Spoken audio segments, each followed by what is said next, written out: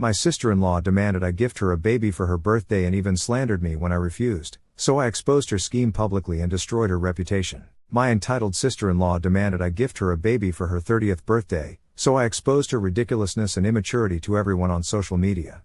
I'm not sure if anyone can relate to my dilemma or has even heard of it. It feels strange to even write this. It's about my mother-in-law and sister-in-law, who are pampered brats. My sister-in-law is 29 and a single woman. That's not the issue. The issue is that she is an entitled woman who will not accept no as an answer. I am 37 years old and have been married to my 40-year-old husband for 12 years. We have 2 children, a 9-year-old boy and a 5-year-old girl. Despite our blissful marriage, touch wood, my pain in the neck is my overly theatrical mother-in-law and my overly spoiled sister-in-law. Before I tell you more about my situation, let me paint a picture of my mother-in-law and sister-in-law. They are social butterflies, similar to upper-class rich ladies in soap operas who spend their days at salons and massage parlors and their evenings at bars chatting about other useless women. They exist in their own fantasy universe. They do not work, all they do is shop and chat. My father-in-law is busy generating money while these women are busy spending it. My father-in-law is essentially a non-existent part of the family or, rather, a cash cow. There's a rumor that my father-in-law has a mistress, and my mother-in-law is aware of it, so they have an unspoken agreement. He fulfills all of their demands without question in exchange for having a mistress. I'm not sure how true it is, but given my father-in-law's status in the family, it appears likely. Otherwise, no sensible man would be silent about my mother-in-law and sister-in-law's foolishness. Now, back to my sad existence. Last week, my mother-in-law called and invited me out to lunch on a Wednesday afternoon. I wanted to say no, but she hadn't requested to meet with me in a long time, so I suggested an alternate schedule. I proposed that we meet for dinner in the evening, but they are busy women at night, spending time with friends at the gaming parlor. So, we decided to meet on Saturday afternoon. I arrived in my usual attire, whereas she wore a completely shimmering black dress. What a great pick for an afternoon lunch. She critiqued my fashion sense the moment she saw me. After some light talk, she inquired about what we intended to give my sister-in-law for her 30th birthday. I was perplexed because her 29th birthday was just a few months ago. I mentioned her next birthday is around 10 months away. She laughed and continued, "That's why we need to plan ahead of time. Remember what happened last time? She was dissatisfied with the gifts you gave her, and her birthday was spoiled." I swallowed hard and said, "Yeah, of course, we spoiled her birthday because we gave her a normal $250 dress and not a premium Zara one with a matching sapphire necklace." She went on to elaborate, "To avoid upsetting her this time, I have thought of the perfect gift, which you guys should give her." So, what was that? A baby. That's right, she wanted me to make a baby and give it to her entitled brat of a daughter. I was appalled. How could anyone believe that someone would ask for a baby as a gift? I could not understand what she was saying. I had to ask her several times if I had heard it correctly. She responded, "Yes, I want you to have a baby and give it to Stacy as her 30th birthday present." I flipped out and said, "Why do you think I would do that?" She cried, "To compensate for your inadequate present this time. You wrecked her 29th birthday, and now you owe her this." I stood up and stated, "I don't owe anyone anything. I'm not a broodmare who would breed a child and give it to her." I stormed out of the restaurant. On the way home, I stopped to pick up my son from his friend's house. When I got home, my husband questioned what had happened between me and my mother-in-law. I asked him what he'd been told. My husband is aware of my mother-in-law and sister-in-law's tantrums, so he does not take them seriously. He explained, "My mother called and said she suggested a present for Stacy's birthday, which you refused, and now she's mad at you." I responded, "Yes, she wanted your child to be given as a present to your sister. Do you want that?" For a brief while, he assumed I was joking and making everything up. He was laughing and rolling on the floor as I told him the full story. Then, alarmed, he asked, "What is she even smoking?" I made it obvious to him that I would not accept her demands. My husband reassured me, "We are not having any more children, and we are definitely not giving one to Stacy." The following day was Sunday. We were both at home, relaxing on the couch and enjoying our day off, when my mother-in-law arrived at our house. I excused myself and went to my room, explaining that I was exhausted and needed to rest. My mother-in-law stopped me and said she came to apologize for the previous day and begged me to hear her out. I was relieved that she had finally come to her senses. She apologized for not providing enough context in her request. She went on to explain, "You know Stacy is turning 30 next year and has been unmarried for a long time. It is driving her insane. She requires a distraction in life, and having a baby would be an excellent way to keep her happy. First and foremost, a newborn is a fully fledged human being, not cotton candy brought in to keep children happy. If the spoiled brat requires distractions or a purpose in life, why doesn't she find a job? But no, the princess does not work. She doesn't move a finger around the house. By the way, she still lives with my in-laws because she has no income. She avoids home duties because her nails would get chipped. If you meet her, you'll notice that her brain hasn't developed since her 14th birthday. Her room's paint is still pink, and she has a large collection of pink outfits. She knows nothing about the world around her. She will be unfamiliar with the capital city or the country's president. All she knows is that a large sum of money suddenly arrives on her card, which she recklessly spends.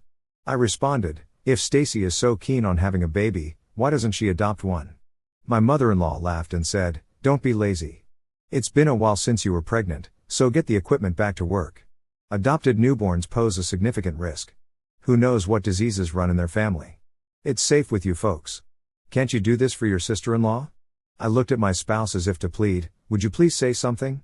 He chuckled and called his mother's suggestion stupid. He stated that I had a lot of motherly responsibilities as well as a career to manage and that I couldn't have another baby in the thick of it all. He also commented on how strange it would be if her brother was the father of her child. My mother-in-law simply replied, why not? Maria's sister-in-law was a surrogate for her daughter, so what's the big deal if your wife does the same for Stacy? I was like, wait a minute. That was surrogacy. Maria's sister-in-law carried Maria's daughter's child because she was unable to conceive owing to medical reasons. Here, things are not the same. If Stacy had a medical concern, we might have offered to help her carry the baby. The situation here is different. You're asking us to make a baby as if we were a machine. My husband advised, Stacy should find a guy, settle down with him, and have her own family rather than complicating the situation here. My mother-in-law began sobbing and lamented, my little girl has tried so many times to find a man, but you know how awful men are these days. She pointed at me and said, you're a lucky woman to have my son, but sweetheart, not everyone is as fortunate as you. Stacy can't be with just any regular man, you know she has great expectations. The man should treat her like we do. I responded, yeah, of course. The last man Stacy dumped was because he didn't buy her an overly expensive Gucci bag. My mother-in-law attempted to justify her pampered princess, but I jumped up and stated, I'm nauseated from this discussion and need to relax. Once more, we will not have a child to give Stacy as a birthday present. After a time, my spouse entered the bedroom. He cuddled me and attempted to lighten my melancholy. I asked him what he had told his mother.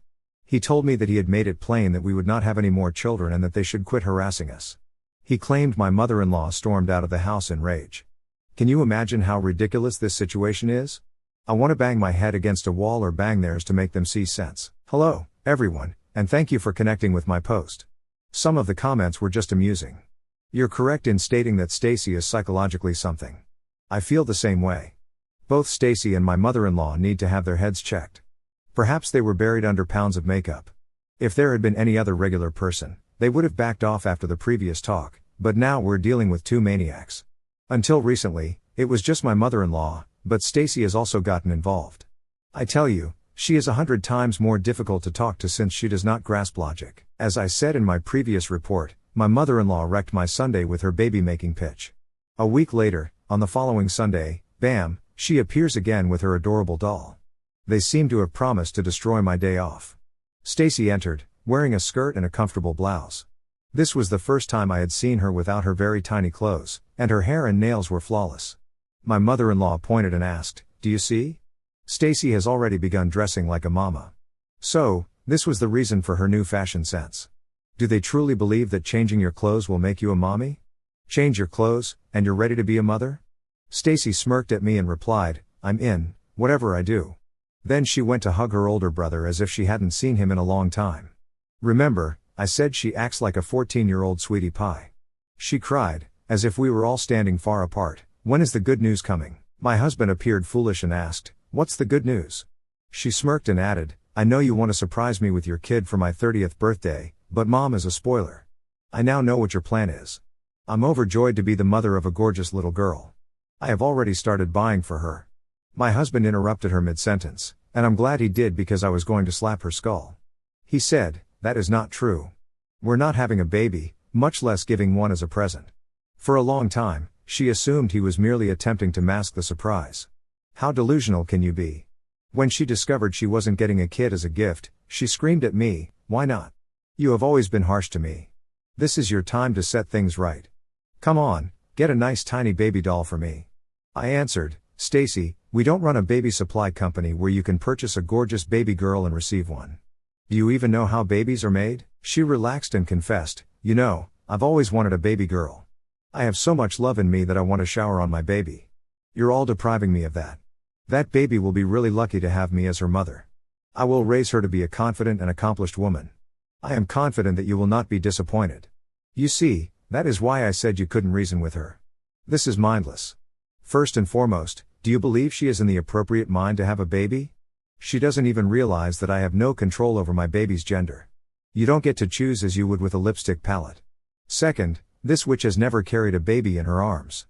When my children were babies, she used to chase them away, afraid they might spit and stain her hair or clothes.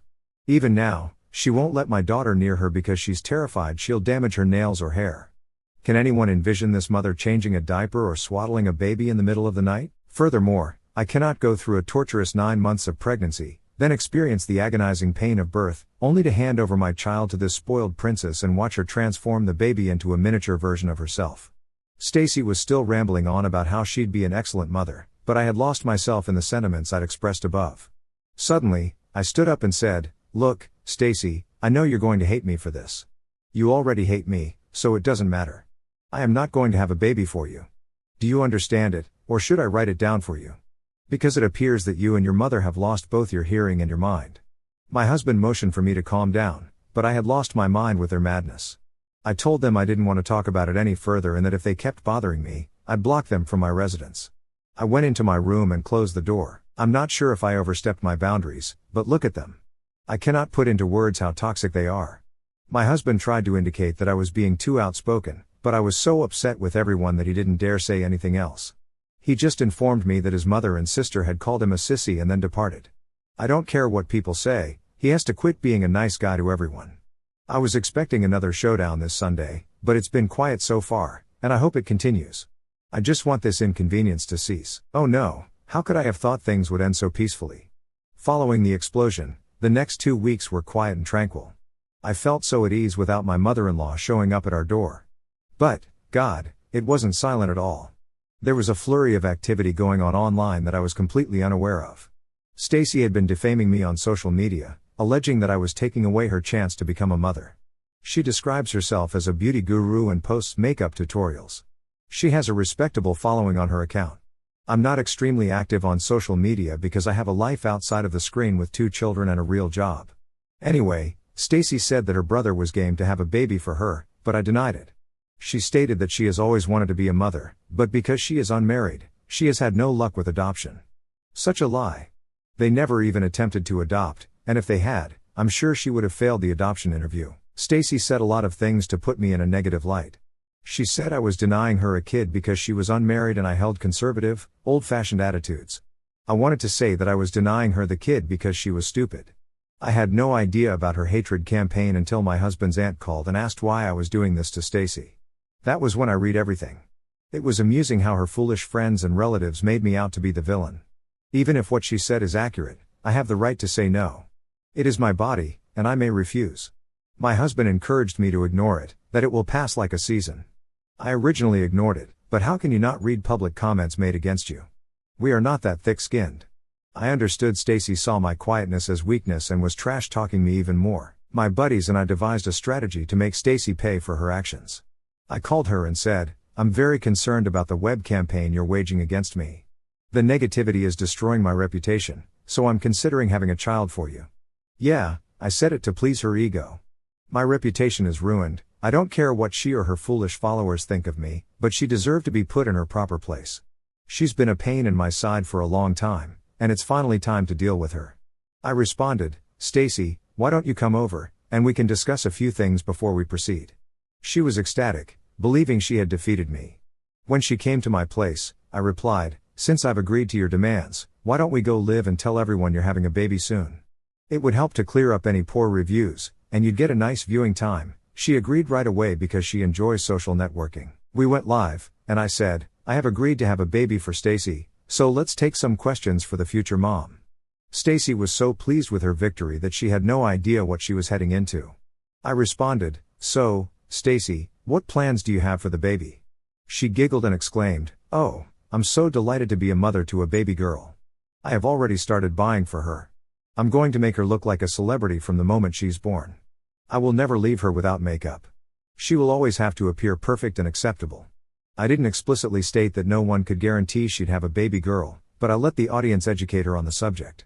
Her response had already outraged many people, and the video was filled with harsh comments and trolls.